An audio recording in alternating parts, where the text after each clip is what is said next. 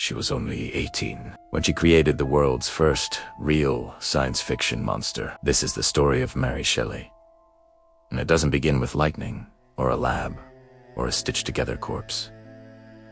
It begins with grief. By the time she was 17, Mary had lost her mother, been cast out of society for loving the poet Percy Shelley, and suffered the tragic death of her first child. She was living inside a storm of loneliness, brilliance, and sorrow, the perfect soil for a dark idea to take root. And then came the legendary night in 1816.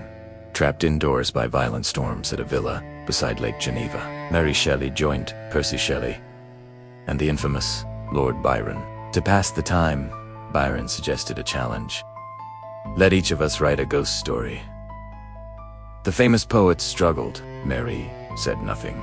But that night, she had a dream-awaking nightmare, so vivid it jolted her awake in absolute terror. She saw a scientist crouched beside a lifeless body. She saw the creature open its dull, yellow eyes. She saw the horror of a man who had created something he could not control. This wasn't just imagination. It was a nightmare born from the era itself, a world buzzing with new scientific experiments, electrical discoveries, and dangerous questions about what humans should or should not create. Mary began writing immediately. It wasn't a ghost story. It wasn't a myth. It was something entirely new, a story where science becomes the source of terror, where ambition consumes morality, and where a so-called monster suffers because humans refuse to take responsibility for what they make.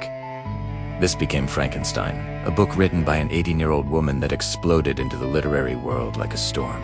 And here's the most extraordinary part. Mary Shelley didn't just write a novel. She invented an entire genre. Frankenstein is the ancestor of everything we now call science fiction. Robots, AI, cyborgs, cloning, dystopian futures. Every story about a man-made creation turning back on its maker whispers.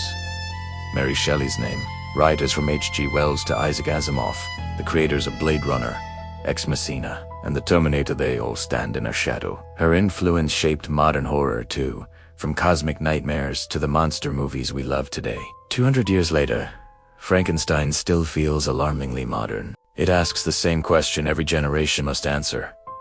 When we create something powerful, do we become its master or its victim? Mary Shelley proved that the most powerful stories are often born from our darkest nightmares, and they can outlive centuries. Thanks for watching, and if you enjoyed this story, don't forget to subscribe.